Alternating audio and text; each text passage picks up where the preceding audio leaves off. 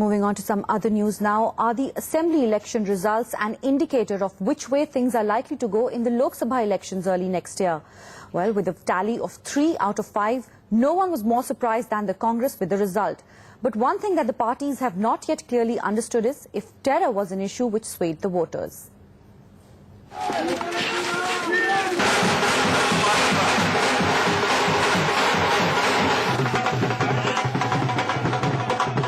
The results of the semi-final elections are out. Congress 3 states, BJP 2. The score has startled politicians and political pundits alike. Many had calculated the Mumbai attack would lead to a Congress loss. The party itself believed that, particularly in Rajasthan and Delhi, which voted after 26/11. In Rajasthan, the BJP made terror a major issue, hoping that it would counter the anti-incumbency against its chief minister. If you see a larger Lok Sabha picture, I think there is still a silver lining as far as these results are concerned.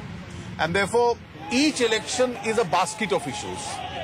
Price rise will have an impact, terrorism issue will have an impact, personality of the candidate will have an impact, the choice of candidates will have an impact. The Congress is candid enough to admit the Mumbai attacks were a worry, so they were pleasantly surprised at their wins. Incredible third time in a row a win for Congress party. Focused advertisement about terror, that did work, that backfired.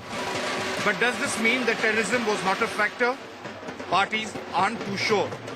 देखिए, local issues का ज्यादा महत्व रहा है इसमें, और मैं यह मानता हूं कि पहले ही मतदाताओं ने माइंड मेकअप कर दिया था. Well, the results are much better than what we had thought of, number one. And had this Mumbai incident not taken place, we would have done much better. In the aftermath of the Mumbai attack, parties across the board were criticized for politicizing the tragedy. Now, as politicians plunge straight into planning for the general elections, they're unsure of what the Indian voter thinks of terror as an election issue. With Rahul Srivastava, Sunil Prabhu for NDTV.